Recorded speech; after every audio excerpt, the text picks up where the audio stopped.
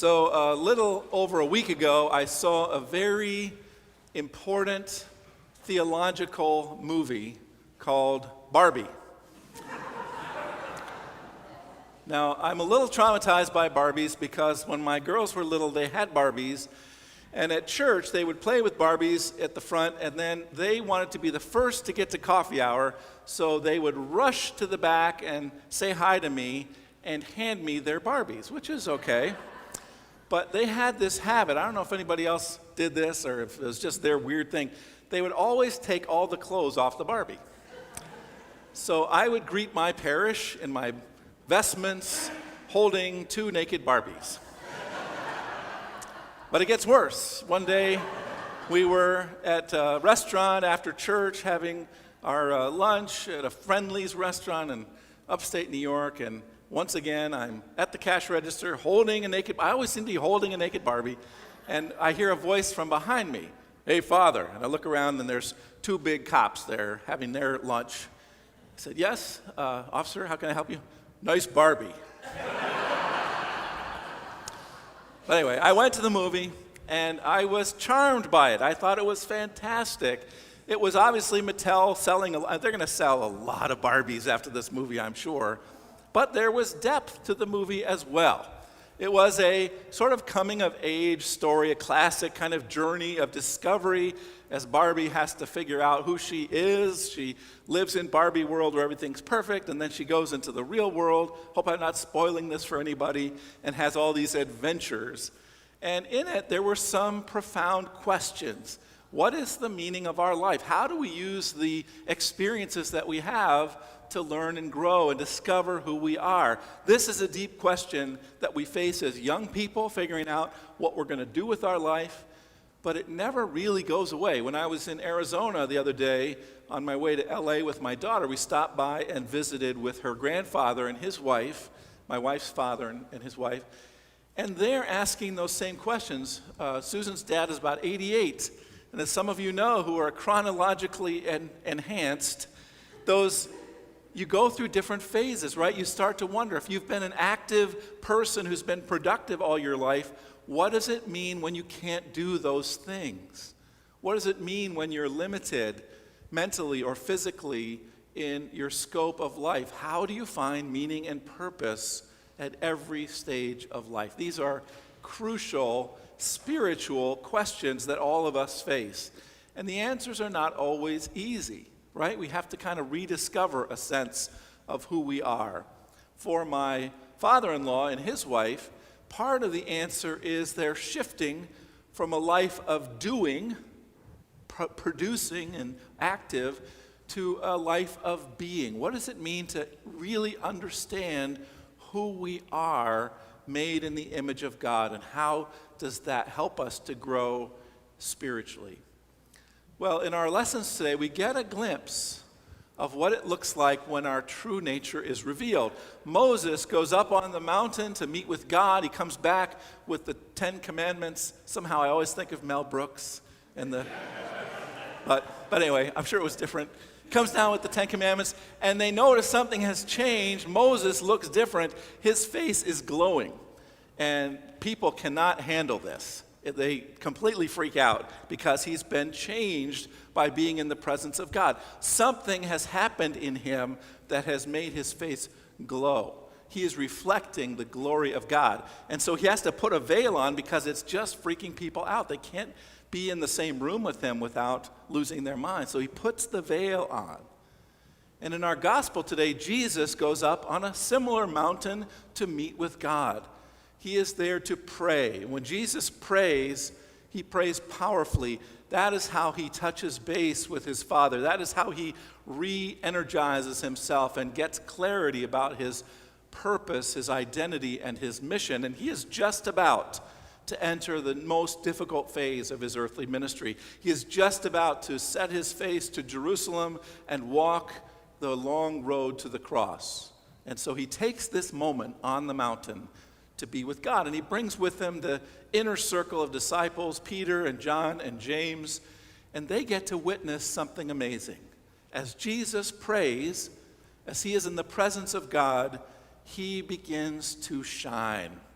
he begins to manifest the glory that has been in him all this time. The veil is removed, and they see the glory of God in Jesus really clearly for the first time. Peter is stumbling all over. What do I do? What do I say? How about if we build some booths? We'll make a shrine up here. And Jesus says, whoa. Just be still. Just experience this moment of grace. I think the disciples needed that glimpse of the glory of God because they too were going to be following Jesus on this road to the cross and beyond. They too were going to need to experience the glory and power of God in their lives if they were going to carry out their mission as disciples. They had had 3 years of preparation, but now was crunch time. Now they needed that vision of God's glory. I think all of us are struggling in our own ways to understand who we are and how we are reflecting the deep reality that we are made in the image of God. I think we're all struggling to figure out what is our purpose on earth and how are we supposed to live it out. We have so many obstacles. We have voices of self-doubt. If you're like me, it's like, well, you shouldn't try that. You're not going to be successful at that, right? There's always that voice of doubt and failure. Or there's the worry about what people are going to think. If I really live boldly, people are going to think I'm crazy, right? I can't do that. We're limited.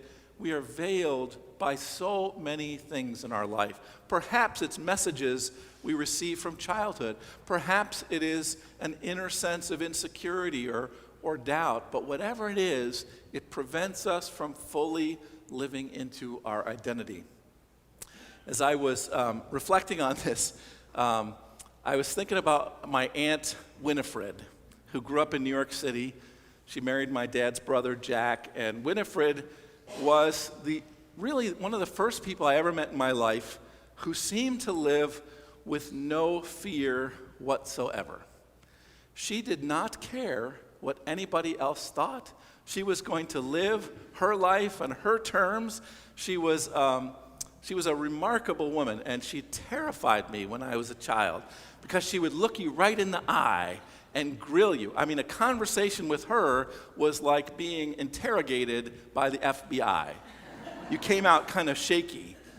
But she also did some amazing things in her life. She decided that she wanted to learn languages, so she would take, Italian for 3 months, and then she would go to Italy and just, without any self-restraint at all, she'd just butcher the Italian language joyfully all over the place.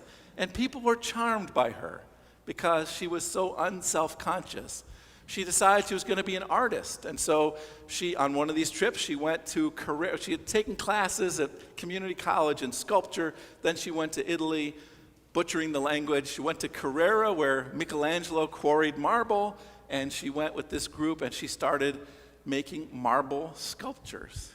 She tried to sell them. She never sold a single sculpture. She didn't care. She just kept doing it because that was who she was. She was a model for me of one way, an eccentric way, to live fully into the life that she was given, boldly, without reservation, without fear. And she loved passionately, she lived passionately, and I miss that. I struggle in my own life to be like that. There's a wonderful story that's told by the Desert Fathers, right? There's all these great stories of these monks who lived as hermits in the desert. One young monk, Abba Lot, went probably for his spiritual direction to Abba Joseph. And he came to Abba Joseph, and he was bent over like this. And he said, Abba Joseph, I keep my little rule of life, and I do my little fasting, and I say my prayers, and as far as possible, I speak peacefully with everyone. What else can I do? And Abba Joseph looked at this young monk, and then he stood up, and he raised his hands to the sky, and his 10 fingers were like flames of fire. And he said to Abba Lot, if you will, you can become all flame. If you will, you can become all flame. What would it look like to be on fire like that? To be so wholly given over to the glory and presence of God that we lost all of those inhibitions and fears, and we lived courageously into the life that God has given us. What would that change in our life? St. Irenaeus of Lyon, one of the great 3rd century saints of the church, put it this way: the glory of God, he said, is a human being fully alive. Fully alive. I believe that when the disciples saw Jesus on the mountain, when the people of Israel saw Moses, they saw for an instant someone who was fully alive, fully living into the image of God, fully becoming who they were meant to be. When Barbie made her journey from Barbie land to the real world, she went through a kind of transformation as well. And that changed everything for her. I believe our invitation, our calling, is to think about this. Whether we are starting our lives, whether we are partway through the journey. My dad he was a football guy, he used to break it down into quarters. Whether you're in the first quarter of life, the second quarter of life, the third quarter, or even the fourth quarter of life, what would it look like for you to be fully alive, reflecting the glory of God, living unabashedly into the love, generosity, and abundance of the God who made you and loves you and calls you into a life you can't imagine? What would that look like? And how might it set you free to live courageously, freely, and lovingly? Amen.